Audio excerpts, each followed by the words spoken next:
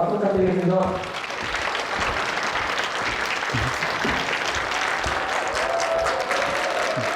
안녕하세요.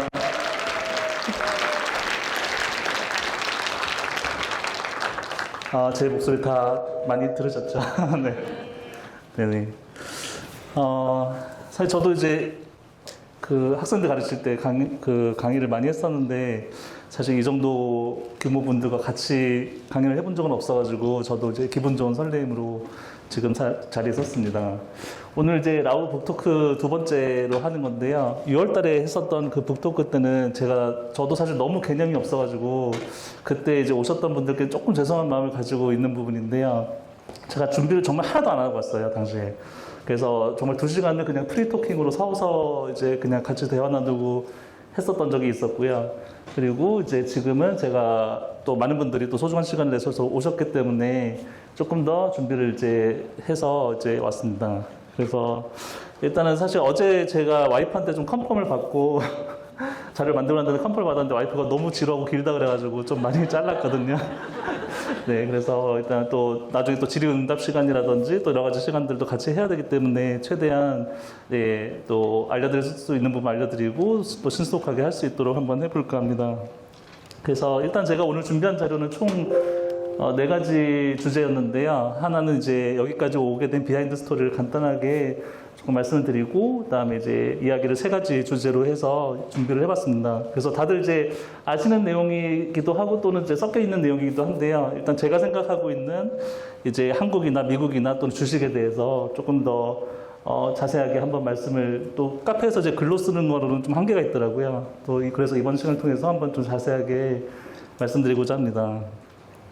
지금 사실 연령대분이 굉장히 다양하게 오셨는데요. 어린아이도 있고, 또 이제 조금 연세가 있으신 분도 있으신데, 제가 숨기려야 숨길 수가 없어서 제 딸이 지금 이 자리에 같이 있고요. 그 다음에 저희 어머니도 같이 오셨습니다. 네. 그래서 일단 아이가 이제 오지 않는 자리인데,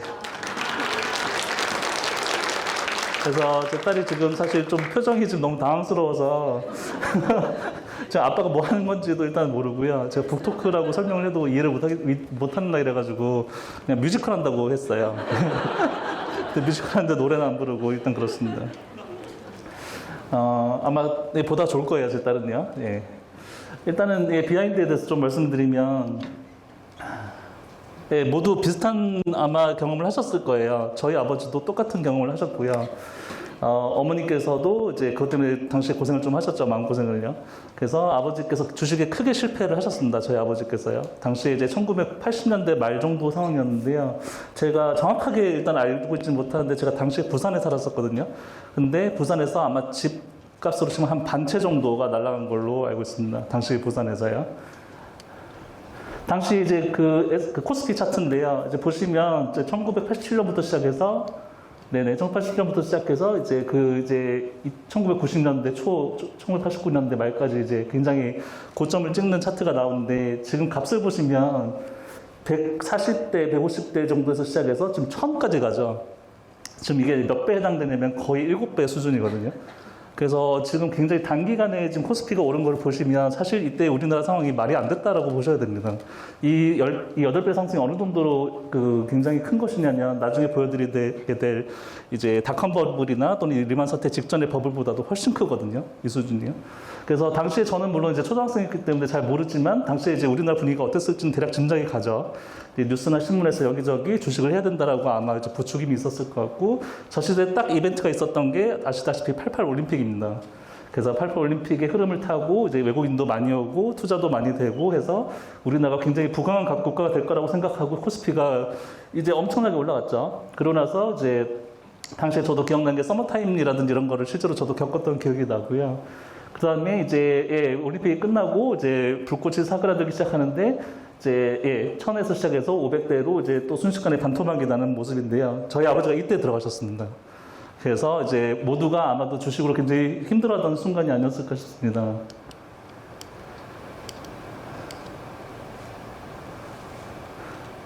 네, 그 다음에 97년도 정도 때 이제 IMF가 오기 시작하죠. 당시에 저도 이제 고등학생이었었는데 이제 뉴스를 보면은 매일매일이 그냥 부도 났다는 뉴스밖에 안 날 정도로 굉장히 심각한 하루였던 걸로 기억을 합니다. 그래서 이제 제가 기억하는 가장 큰 파산은 이제 대우전자 이제 파산인데요. 그래서 물론 이제 최근에 이제 삼성전자를 굉장히 오랫동안 매수를 하시면서 경제적 자유에 오르신 분도 이제 또 이슈가 된 적도 있었지만 당시의 시대적 분위기로는 솔직히 삼성전자를 사느냐 대우전자를 사느냐를 고르긴 굉장히 어려웠다고 생각이 들거든요. 그래서 이제 당시에 이제 업계에서 굉장히 큰 영향력이 있었던 대우전자가 이제 무너지던 이제 사건이 있었고 기아차도 이제 무너져서 현대산업 흡수되고 이런 일들이 있었죠.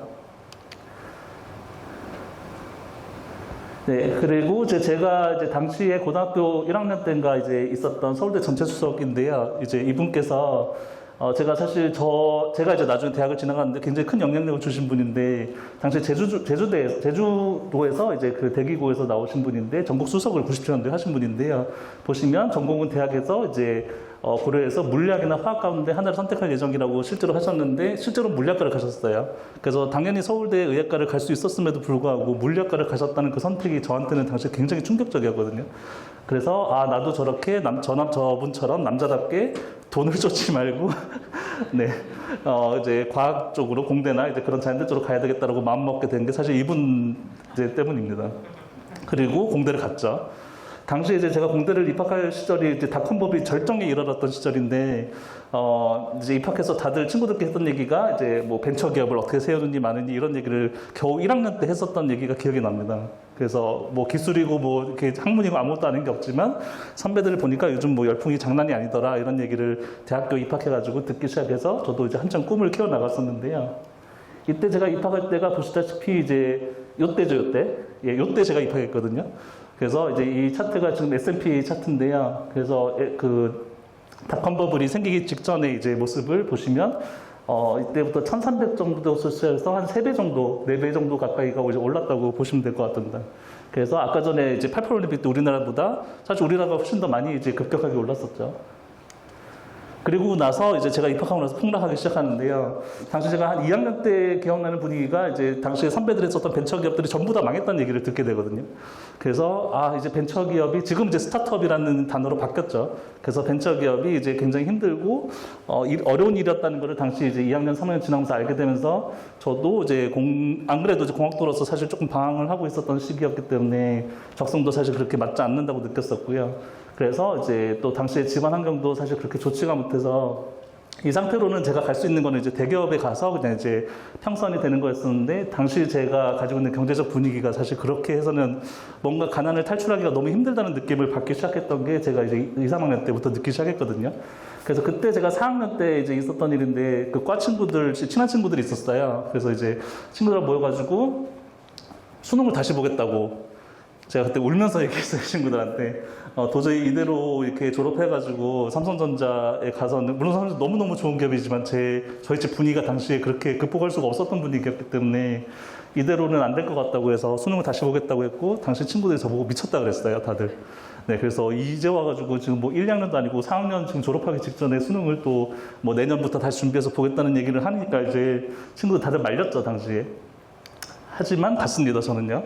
그래서 이제 서울대를 마치고 나서 이제 수능으로 다시 가게 됐는데, 이제 여기서부터 시작해서 이제 다행히도 1년 만에 이제 이제 제가 원하고자 하는 데는 아니었지만 그래도 어느 정도 갈 수 있는 곳에 가서 이제 공부를 하게 됐는데요.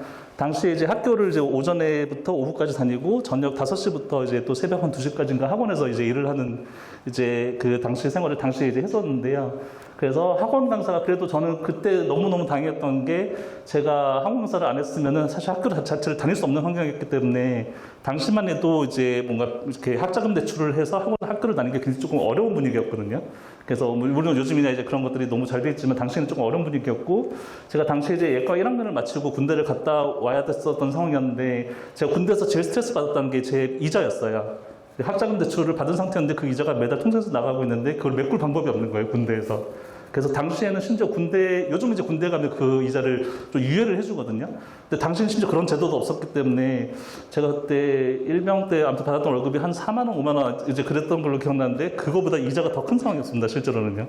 그래서 이제 그거에 대해서 굉장히 스트레스를 많이 받았던 기억이 나서 이제 군대 가신 분들 아시겠지만 이제 뭐 이렇게 조그만 돈을 모아가지고 PX에 가서 이렇게 조금 간식을 사 먹고 이런 것들이 굉장히 큰 또 스트레스 해소법인데 저는 군대에서 PX를 간 적이 단 한 번도 없어요. 네. 한 번도 PX를 제 돈으로 가본 적이 없어서 그것도 예 그러니까 거기 가서 뭐 냉동 만두를 사 먹는 게 굉장히 사실 또 당시 로망이거든요. 근데 그런 것도 한 번도 해보지 못했습니다. 그래서 그걸 어떻게든 모아가지고 또 이자를 갚았어야 되는 상황이기 때문에요. 그리고 이제 코스피가 이제 제가 이제 군대를 마치고 났을 때 오르기 시작하는데 당시 제가 이제 예과 2학년으로 하면서 이제 군대를 한국에서 계속 하고 있었던 시절인데요. 그때 이제 받았던 돈이 그래도 꽤 괜찮았었어요. 지금 생각해도요. 한 300, 400 정도 왔다 갔다 이제 학원에서 받았었는데 그 돈을 이제 굴리는 방법을 뭐 굴린다기보다는 이제 모아가지고 어떻게든 이제 등록금을 내거나 생활비를 쓰거나 이렇게 할 수밖에 없었던 상황이었는데요. 당시 이제 아마 기억나실 거예요. 코스피가 처음부터 2,000을 넘었거든요. 그래서 당시에 이제 사회적 분위기가 마찬가지로 이제 주식을 안 하면 바보다라는 이제 그런 기사가 여기저기 막 뜨기 시작하죠. 그리고 이제 이제 후보분께서 코스피 3,000 간다 이제 이러면서 한창 이제 코스피가 많이 이제 뜨던 시절이었습니다. 그래서 보시면 처음으로 이제 코스피가 2,000을 넘었던 시절에 이제 이제 이런 샷을 찍고 하던 시절이죠. 자, 그런데 이제 서브프라임이 터지기 시작하는데 제가 이제 저번에 유튜브 라이브에서도 보신 분이 있으시겠지만 저는 이제 그때 시대적을 굉장히 이제 뚜렷하게 기억하는 사람으로서 서브프라임 사태랑 리만 사태를 같이 묶어서 설명할 수가 없어요. 그러니까 이 두 개는 구분된 사건이거든요. 물론 이제 연결이 돼서 이제 원인이 되고 결과가 된 거는 맞지만 차트상으로 봤을 때는 제가 봤을 때 서브프라임 사태로만 끝났으면 사실 이렇게까지 안 됐어요. 그래서 이제 여기서 보시면 이제 여기 뱅크죠, 뱅크. 여기 뱅크가 보이실 텐데 이 뱅크까지만 만약에 갔었으면 그렇게까지는 안 망가졌을 거라는 게 제 지금 와서 이제 공부하고 나서의 생각인데요. 그 뒤로 올라간 걸 보시면 월스트리트부터 해서 헤지펀드 이런 회사들이 굉장히 막장짓을 이제 했었다는 게 나중에 이제 드러나기 시작하죠. 그래서 막 대출을 한 거를 또 묶어서 보험을 만들고 또 그 보험에 레버리지를 만들고 어쩌고 해가지고 풍선을 엄청나게 튀어놨는데 그게 이제 터지기 시작하죠. 그래서 이제 제가 이제 2007년도 중반에 그래도 나름 한 저 정도쯤에서 시작했던 것 같아요. 시작해서 이제 나름 삼성전자 사고, 이제 기아차 사고, 현대중공업 사고 해가지고 나 되게 주식 잘하는가 보다라고 생각했어요, 당시에요. 그래서 진짜 급등주 투자도 안 하고 나름 이제 우량주만 그래도 한답시고 해서 당시에 저한테도 그 돈이 너무너무 소중한 돈이었거든요. 그래서 했는데 이제 이건 이제 S&P 차트인데요. 어쨌든 이제 올라가다가 하락을 이제 맞기 시작하는데요. 제가 생각하는 서브프라임 사태의 지점은 여기까지입니다. 그래서 만약에 서브프라임 사태로 그냥 강아지한테 대출해 주는 것도 물론 굉장히 막장짓이었지만 강아지한테 대출해 주는 것까지만 만약에 끝났으면 여기까지로 해서 아마 그래도 어느 정도 이제 회복을 하지 않았을까 싶은데 여기서 좀 각도를 보시면요. 장난이 아니죠. 그래서 지금 요 지점이 이제 9월 달이거든요. 그래서 리만 사태가 터진 게 이미 여기서부터 시작해서 거의 9개월 가까이를 저도 이제 계속 하락을 맞고 하면서 계속 거의 물 붓듯이 이제 투자를 계속 샀어요. 그때까지는요. 월급 이제 받으면서 정말 한 끼 안 먹고 이제 기아차 사고 막 이랬던 기억이 나거든요. 그렇게 해서까지 이제 나름 그래도 저점이라고 생각하고 계속 물타기를 하고 있었던 시절에서 제가 이제 의지를 잃었던 게 사실 요 지점입니다. 리만 사태가 이제 터질 줄은 리만 직원도 몰랐다고 해요. 당시 분위기를 보면요. 리만 브라더스 회사의 직원조차도 그 전날까지만 해도 자기가 해고될 줄 몰랐대요. 그래서 그런 인터뷰가 이제 내일 나오거든요. 그래서 그 다음날에 리만 브라더스라고 세계 당시에 3, 4위 정도급에 해당되는 이제 회사가 파산을 하게 됐는데 그 파산 규모가 지금도 깨지지 않는 역대 1위급 파산입니다. 실제로요. 그래서 그때 이제 그 직원들이 나와가지고 저도 오늘 잘리게 될 줄 몰랐어요. 막 이런 인터뷰를 해요. 그래서 이때 제가 이제 모아가고 있던 주식들이 한 방에 이제 날아가는 걸 이제 경험하면서 주식에 대해서 정말 큰 트라우마를 거의 매일 주식밖에 생각을 안 했었거든요. 그런데도 이제 큰 트라우마를 받았던 시절이 때고 제가 한 요 지점에서 포기했어요. 요 지점. 이때가 언제냐면 제가 정확히 기억하는 게 2008년 12월 29일인가 그쯤인데요. 그때 제가 이제 마지막 20대였거든요. 그래서 이 1년 반 정도를 그냥 주식 생각밖에 오르지 못하고 산 게 너무 아까운 거예요. 그때 그 세월이요. 그래서 그때 그냥 전부 다 매도를 하고 그냥 주식창 꺼버렸어요. 그래서 그렇게 해서 포기를 한 게 이쯤이었고 그다음부터 이제 아시다시피 양적 완화가 이루어지면서 다시 회복을 하기 시작하죠. 그래서 이제 저도 똑같은 전철을 아버지와 이제 밟게 되는 상태가 돼서 제가 아버지께 너무 죄송하기도 하고 저 말이 안 들어서 이제 이렇게 되는구나 하고 굉장히 아버지를 이제 또 다시 보게 되는 계기가 됐었고요, 당시에요. 그래서 그냥 저금만 할 걸 내가 못하러 이제 이런 짓을 해가지고 정말 멘탈적으로나 이제 금액적으로나 너무 당시에 이제 학생으로 큰 손해를 봐가지고요. 진짜 너무너무 힘들었던 기억이 납니다. 그리고 나서 이제 중간중간에 그냥 조금씩 뭐 이렇게 의미 없이 하다가 이제 또 맞이하게 된 게 비트코인이죠. 그래서 제가 다시는 주식을 하면은 뭐다라고 이제 사람이 애다라고 이제 다짐을 해놓고 이제 비트코인을 건드리게 된 게 2007년 중반이었었는데요. 그래서 그때도 이제, 기억하시는 분은 아시겠지만은 당시에 이제 비트코인이 한창 이제 붐을 일으키기 시작했던 시기에 또 괜찮은 타이밍에 들어가가지고요. 그래서 한창 이제 비트코인 광동의 정점을 찍은 게 2018년 1월 초죠. 당시 이제 그것이 알고 싶다 해서 이제 비트코인에 대해서 방송을 하면서 이제 정점을 찍었던 기억이 나고요. 그 다음에 제가 이제 유튜브 라이브에서 말씀드렸던 것처럼 어느 법무부 장관님께서 이제 또 어떻게 하면서 이제 코인이 급격히 내려가기 시작하죠. 어쨌든 이제 그래서 그때 이제 거의 그 코인 거래소를 폐쇄하겠다고 그러셨어요. 그때 법무부 장관님께서요. 그래서 그런 얘기랑 다니면서 이제 비트코인이 또 이제 붕괴가 되기 시작하고 1년에 이제 2번의 사건을 겪으면서 제가 더 이상은 이제 그냥 장투로서 그냥 모아서 이제 상승을 중간에 맛보는 것만으로는 사실 수익을 얻을 수가 없다는 걸 깨달은 거죠. 그래서 중간중간에 실현을 하지 않으면 내 돈이 아니라는 걸 이제 이 2번의 사건으로 통해서 경험을 하게 돼서 다시는 이제 장투하는 식으로 그냥 아무 생각 없이 사서 모으기만 하고 이게 언제 떨어질지 모르는 그런 불안감 속에서 사는 것을 안 하기로 결심하게 된 게 이제 이 경험이었습니다. 그래서 이때부터 이제 무한매수법을 시작하기 시작했어요. 그래서 이때 제가 이제 공부했던 게 그때 코인에 관련된 라이브 때도 제가 말씀드렸었는데 이제 코스트 에버리징이라는 방법이랑 이제 뭐 변동성 돌파 매매법이랑 그리드 매매법이라고 해서 격자로 이제 매매하는 방법이 있는데 그 세 가지를 셋 다 이제 동시에 해서 연구를 했었거든요. 연구를 하다가 이제 셋 다 이제 각각의 장단점이 있지만 제가 생각에는 저한테 가장 맞는 이제 제 성향상 가장 맞는 방법이 코스트 에버리징이라는 생각을 하게 됐고요. 그래서 이제 그 평균 매입 단가를 이제 여러 번 매수해가지고 보시면 평균화돼서 손익이 희석되는 효과를 코스트 에버리징이라고 부른다라고 이제 네이버에 적혀 있는데요. 보시면 아시겠지만 매도에 대한 얘기는 없죠. 그래서 매도를 언제 하는가에 대해서는 저도 항상 고민이었던 것 같아요. 그래서 이때부터 이제 여러 가지 방법으로 코스트 에버리징 안에서도 도대체 몇 분할을 할 것인지 매도는 언제 할 것인지에 대해서는 계속 고민을 했던 게 2018년도부터입니다. 그리고 이제 그래서 무한매수법이 이제 지금 나오게 됐고요. 그 다음에 올해 3월 달에 이제 밸류 에버리징이라는 개념을 또 이제 공부를 하게 돼서 밸류 리밸런싱을 지금 또 많은 분들이 같이 하고 계신데요. 제가 단투는 이제 무한매수법을 어느 정도 좀 정리가 시작하는데 장투를 너무 모르겠는 거예요. 아무리 고민을 해도요. 그래서 저는 매도가 없는 장투는 이제 더 이상 못 하겠더라고요. 그래서 매도를 일정 부분이라도, 그러니까 물론 전체를 매도하지 않겠지만 어느 정도 이제 일정 부분이라는 부분을 매도를 하면서 장투를 할 수 있는 방법이 있다는 거를 처음 알았어요. 이 당시에 저도요. 그래서 밸류 에버리징이라는 개념을 당시에 그것도 우연히 발견하게 됐는데, 그래서 근데 이제 실제로 제가 밸류 에버리징이라는 이제 그 미국의 논문이나 이런 것들이 있어가지고 찾아보고 또 저도 백테스트를 해봤는데 이 방법이 실제로 되게 유명하지 않은 방법이거든요. 미국에서도요. 근데 이제 이 방법이 그냥 유명해지지 않고 사장된 이유를 제가 백테스트 하면서 알게 된 거죠. 왜냐면은 이 밸류 값을 이제 영역이 아니라 그냥 한 선으로만 꺼놓은 게 첫 번째 이유고요.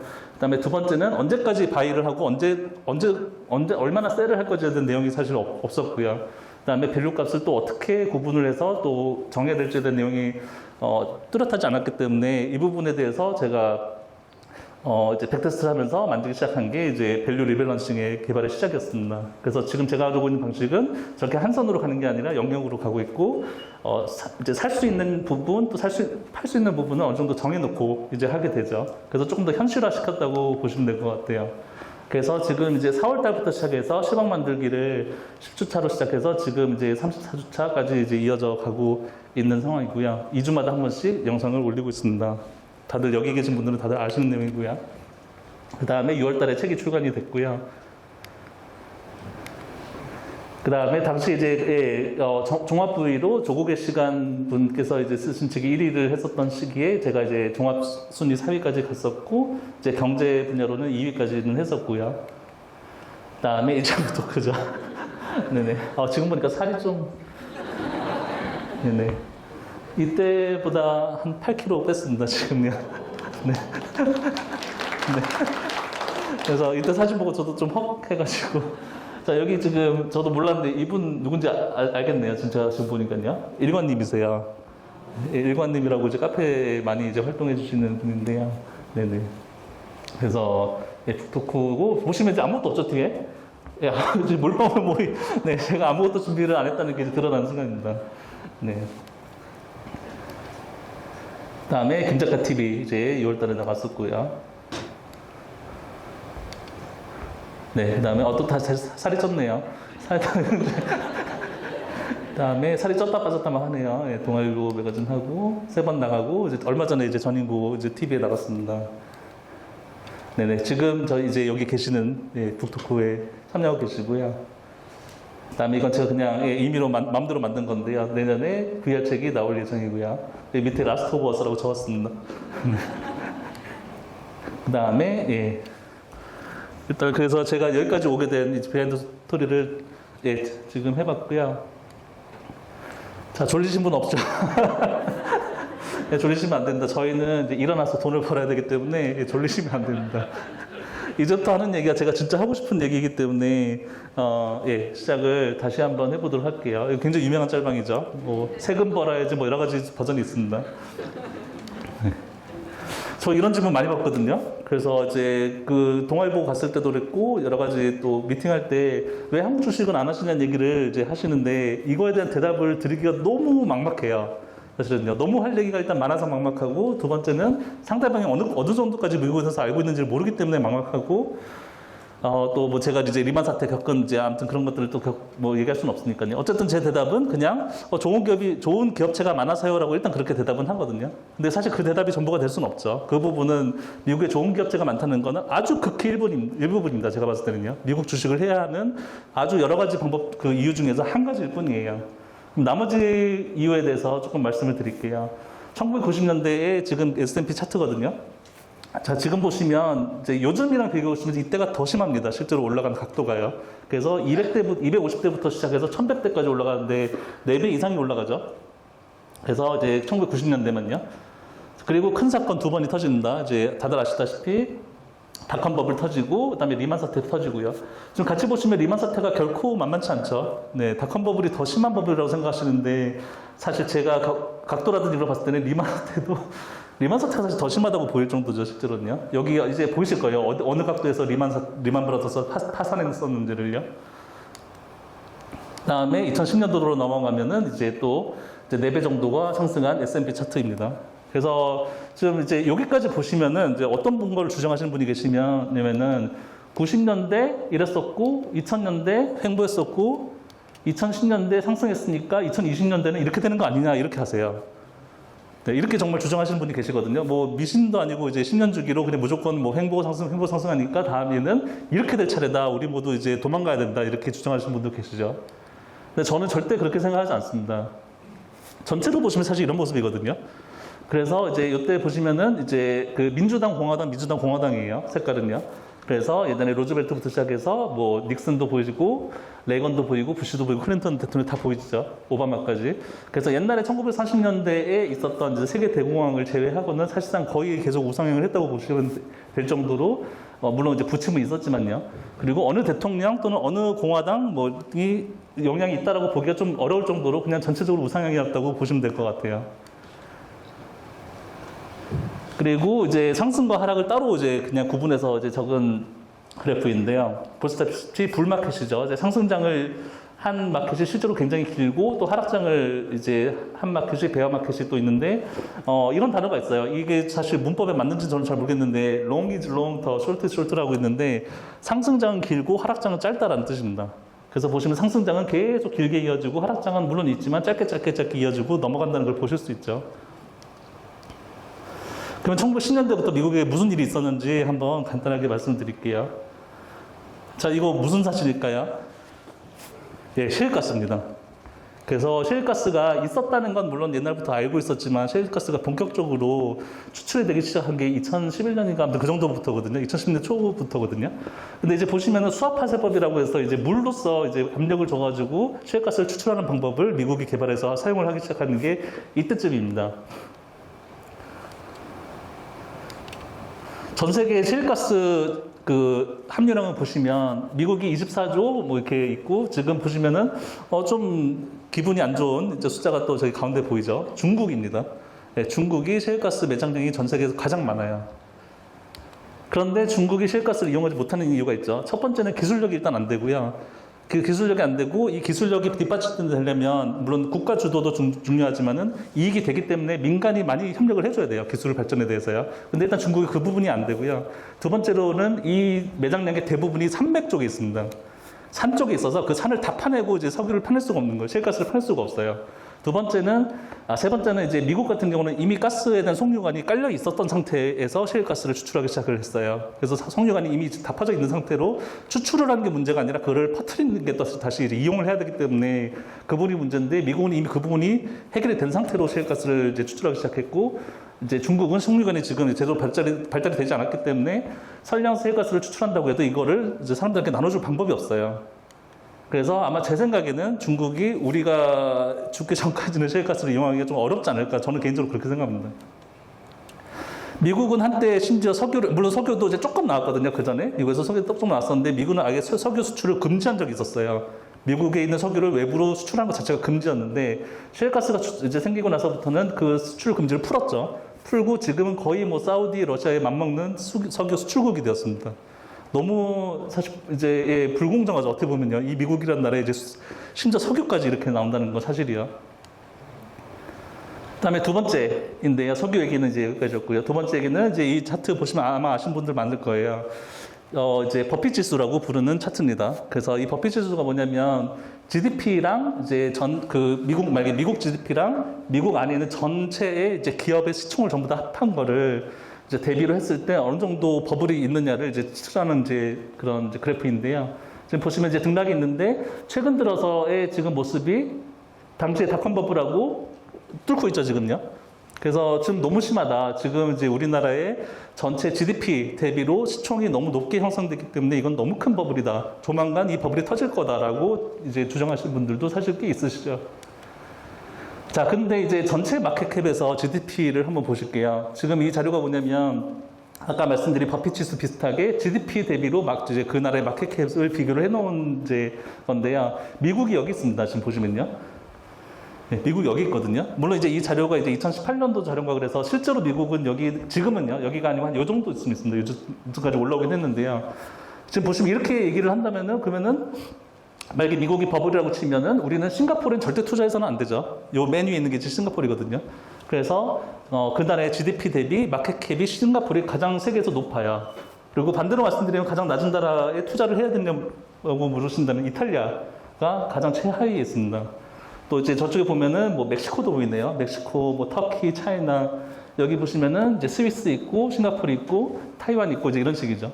그래서 어느 쪽에 투자를 해야 되느냐를 구분할 때 사실 이 자료를 보고 버블이라고 말하기가 굉장히 좀 어렵죠. 어떻게 보면요. 우리나라는 딱 미국 옆에 있습니다. 네, 여기 사우스 코리아 이제 바로 옆에 있죠. 자, 계속해서 이제 제가 이제 두 번째 얘기 연속인데요. Who owns the stock market이라고 해서 누가 미국 주식을 사는가에 대한 자료예요. 지금 보시면 여기 눈에 띄게 증가하는 게 1960년대부터 시작해서 이제 분홍색 부분이죠. 라인이요. 여기가 어디냐면 이제 여기가 좀 글자가 잘 안 보실 것 같아서 플로리다입니다. 그래서 미국 입장에서 외국인이죠. 외국인이 미국 주식을 사는 비중이 이렇게 늘어나고 있다는 거예요. 네. 그래서 이제 그러니까 세계의 많은 자본들이 미국으로 유입되고 있다는 거죠. 추세가요. 이 중에는 우리나라도 있습니다. 우리나라는 미국 쪽에서 볼 때는 외국인이에요. 그래서 외국인 매수세가 우리나라에서도 꽤 많이 일어나고 있죠. 한국은 미국에서 16번째로 큰 손이라고 합니다. 마켓캡에서요. 그리고 지금 현재 증가율로 치면 세계 6위에 해당한대요. 다음에 세 번째 얘기.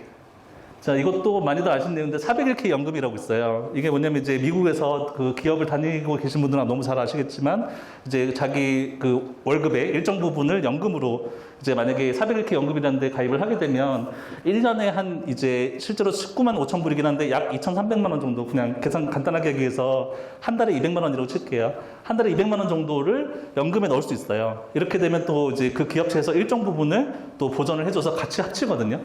합치고 그 200만 원에 대한 세금이 없습니다.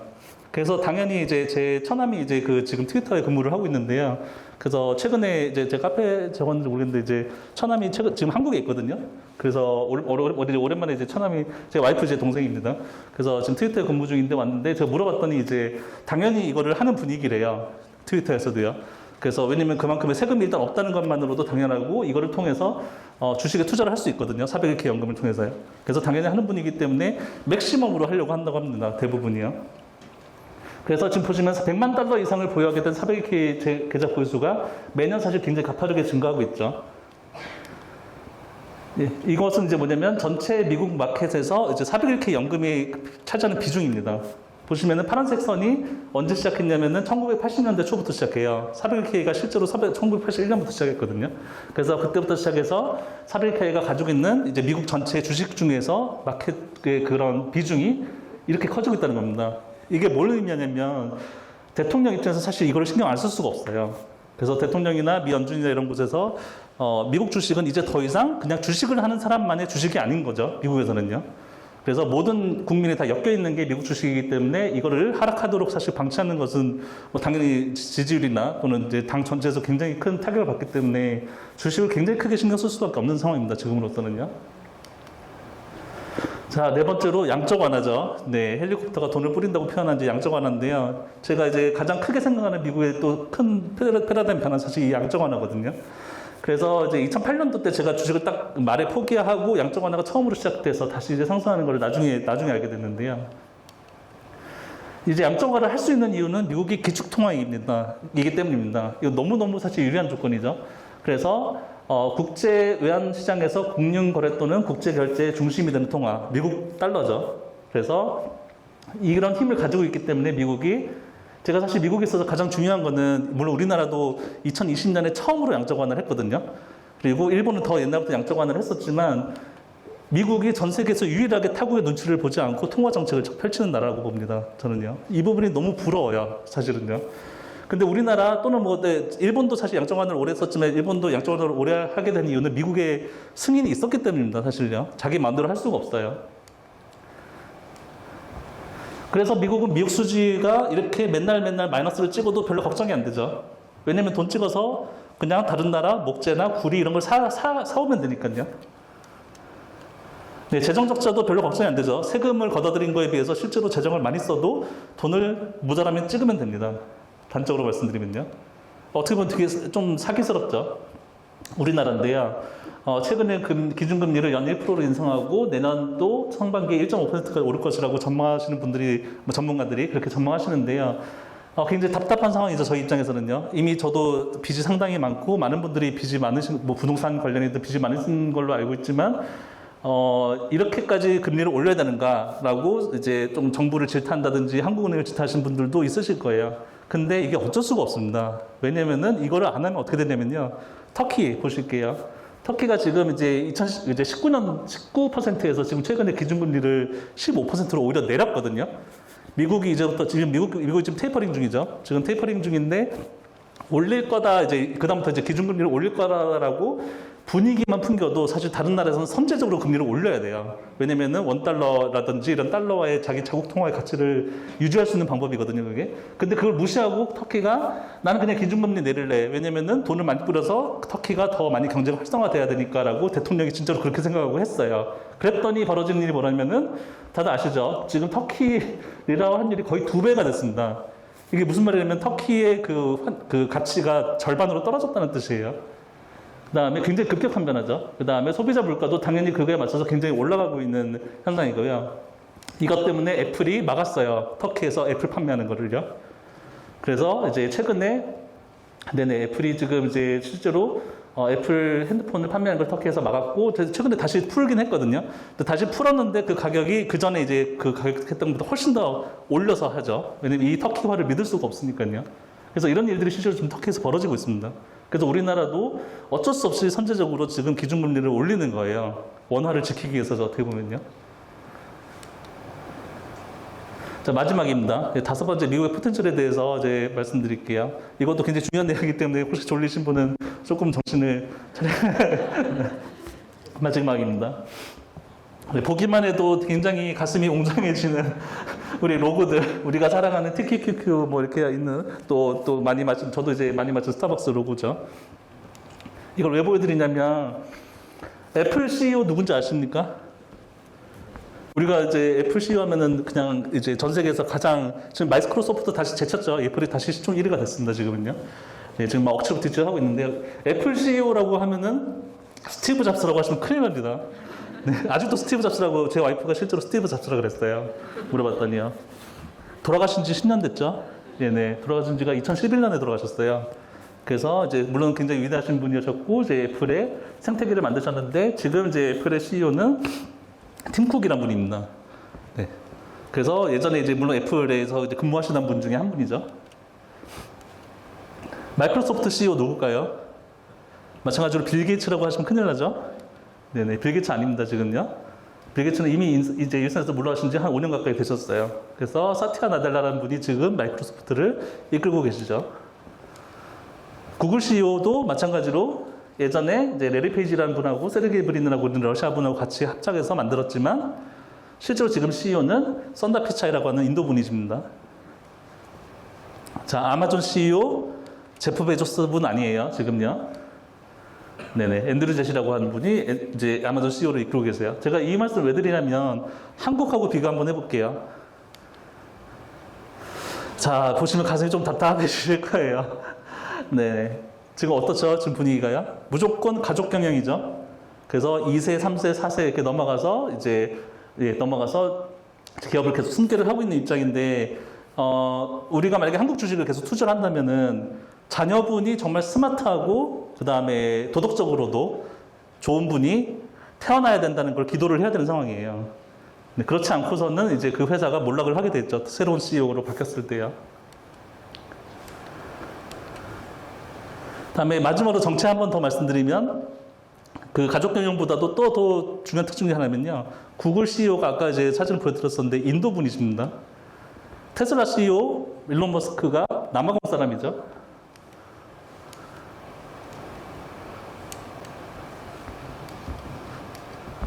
네, 마이크로소프트 지금 CEO가 인도 분이세요. 네, 엔비디아 젠슨 황이라고 하신 분인데 대만 분이십니다. 메타 이제 그 마크 저커버그죠. 유대인이에요. 어도비 인도 분이십니다. 우버 이란 사람이에요. CEO가요. 트위터 최근에 바뀌었어요. 인도 분으로 바뀌었어요. 저번 달인가 바뀌었죠. 스티브 잡스가 미국인이라고 다들 알고 계실 텐데요. 실제로 이분이 아버지께서 시리아 난민이시거든요. 시리아 난민으로 처음에 불법 치료로 돌아오셨다가 이제 나중에 승인해져가지고 이제 정법으로 바뀌었지만은 시리아 난민을 만약에 당시에 미국에서 받아주지 않았다면 스티브 잡스는 없었습니다. 제프 베조스도 마찬가지예요. 실제 친아버지는 이제 그 덴마크인이고 이제 새아버지가 쿠바인이셔서 새아버지의 성을 따서 베이조스라는 이제 성을 하게 됐는데요. 어쨌든 이분도 아버지분이 난민 출신, 외국인 출신이세요. 자, 전체 미국 500개 기업, 우리가 사랑하는 S&P 500이죠. 500개 기업에서 외국인 CEO 비중입니다. 외국인 CEO가 지금 어느 정도 비중이냐면 43% 정도예요. 엄청나죠? 그래서 탑 10, 탑 20으로 이렇게 잘라봤는데 대부분의 외국인 CEO가 이 정도 비중이 있더라. 거의 절반 가까이가 외국인 CEO입니다. 실리콘밸리, 이제 우리가 사랑하는 실리콘밸리의 캘리포니아 이제 지역에 위치하는데요. 여기서 근무하는 직원의 34%가 아시아인입니다. 미국인보다 훨씬 많죠. 훨씬은 아니지만 이제 더 많죠. 그래서 아메리칸이 여기서 흑인, 백인 전부 다 합해서 33% 정도, 아시안이 더 많습니다. 인도랑 뭐 중국, 한국계 다 합해서 34%, 히스패닉 25%, 그다음에 정말 아프리카인이 5% 정도, 나머지 이제 해서 실제로는 미국인은 33%밖에 안 된다는 거예요. 실리콘밸리에 계시는 분 중에서요. 그런데 미국도 사실 출산율 별로 좋지 않습니다. 우리나라는 이제 우리나라 출산율만 생각해서 한국의 미래는 없다 이제 생각하시지만 실제로 미국을 비롯해서 전 세계 선진국들이 다 출산율이 그렇게 좋지 않은 게 지금의 트렌드예요. 그래서 미국도 지금 이제 출산율이 41년 만에 최저로 갑니다. 자, 그런데 보시면 이제 미륵국을 이렇게 하시죠. 네, 외국에서 미국에 입국하기 위해서 이제 굉장히 가슴 아픈 사진이지만 이런 식으로 해서 미륵국을 하려고 합니다. 심지어 헤엄쳐서 오신 분도 계시죠. 그래서 보시면 러시아, 독일, 뭐 차이나 할 거 없이 전부 다 선진국형 인구 구조로 가고 있는데 유일하게 후진국형 인구 구조를 가지고 있는 게 미국입니다. 그래서 미국의 지금 현재 위치로 봤을 때는 사실 말도 안 되는 지금 인구 구조죠. 출생률이 안 좋은데도 불구하고 외국 이민자가 워낙 많기 때문에 이거를 다 극복을 하는 건데요. 일단 미국 자체가 이민자 나라로 이루어진 나라이기 때문에 이 철학이 사실 이제 유지되는 한은 이민자가 많이 올 수밖에 없죠. 그래서 말씀드리지 못했던 여러 가지 빼고 세액가스 혁명, 그다음에 외국인이 더 많이 매수한다, 401k 연금제도, 양적 완화, 그다음에 이민자 출신, 기술 수준, 국방력 이런 까지 뭐 더 말할 것도 없죠. 그래서 이거를 사실 어떻게 대답을 할까요? 대답 못해요. 네, 그래서 이제 질문이 들어오면은 그냥 미국에 애플이 있어서요라고 대답할 수밖에 없죠. 이런데도 미국 주식을 안 하느냐? 사실 되물어보고 싶을 때가 굉장히 많아요. 네, 그래서 만약에 한국 주식을 굳이 하신다. 근데 제 생각에는 이제 미국 주식의 영향력으로 이제 비중으로 봤을 때는 한국 주식의 마켓 캡이 전체 전 세계 2%밖에 안 되거든요. 그래서 2%그 정도 수준으로 만약에 한국 주식을 뭐 해지나 리밸런싱 수준으로 만약에 가지고 계신다면 뭐 그 정도는 저는 또 괜찮다고 생각합니다. 근데 만약에 미국 주식보다 한국 주식을 더 많이 하신다. 이건 제가 봤을 땐 좀 고려를 다시 해보셔야 될 것 같아요. 네. 네, 조금씩. 네네. 이제 절반 정도 왔거든요. 네. 아, 절반은 아니지만 또 여기서부터는 좀 짧아요. 아, 감사합니다. 네. 할머니 안녕하세요. 네. 예. 정말 대단하십니다. 예. 정말 대단하십니다. 네. 저희 딸은 나갔어요. 제가 아까 사실 이제 나간 모습 힐끗 봤는데 역시 너무 어려운 내용인 것 같아요. 네. 그래서 제가 준비한